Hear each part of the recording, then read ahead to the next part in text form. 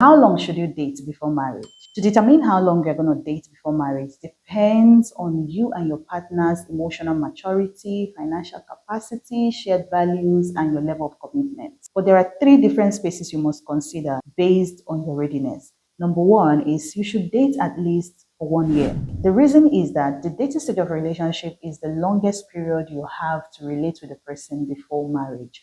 Other stages are short periods. So if you don't know about stages of relationship, I'm going to drop a video on the description box where you're going to see the stages of relationship and how the level of commitments that are required for you in each stage of the relationship. So the dating stage of relationship requires a lot of time. And of course, if you can give 1 year to your dating stage of relationship, you're going to use that period to learn your partner's behaviors and how you react to different seasons. So it's important to know the person you want to marry very well so you don't have to rush it. So 1 year is probably enough to get to know the person, get to know how they react to different seasons, and you also get to know how you react towards them in different season or with different experiences, which is going to help you to know whether to move on with the relationship or to just let go or back off. So the second period to consider is 1 to 3 years. It's not bad. Like 1 to 3 years is good enough for you to really know who you are getting along with, get to know the person's character,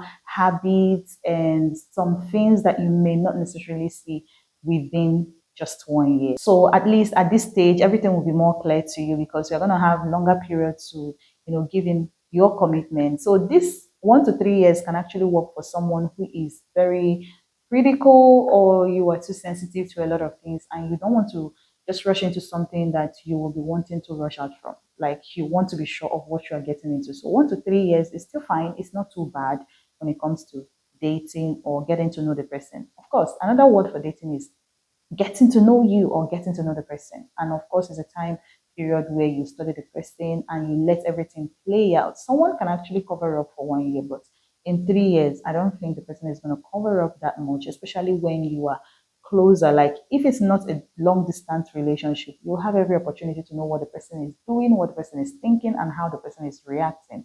You'll get to know their temperament, their character, you just get to know everything, and everything becomes clear and very clear to you. Another time period to consider is 3 years and more. You can actually date this long for some certain reasons. For example, maybe you are having a long distance relationship and it's probably going to take the person some time to calm down, or it's going to take you some time to go down to where your partner is before you begin the process of wedding or courtship and every other thing that is remaining. That could be a reason. And secondly is if you are still very young and you started your dating very early, there are people like that. Of course, you may not necessarily rush into the relationship just because you found the person, and of course you are still building your life. Maybe you needed to still go to school or still build a business, or still you are still at the foundational level of your life. So you need a lot of time to build yourself, find your path, find your identity, know exactly what you want. So that you fall in love with somebody and decide to date the person doesn't necessarily mean you are ready for marriage. Of course, before you end your dating state of relationship to,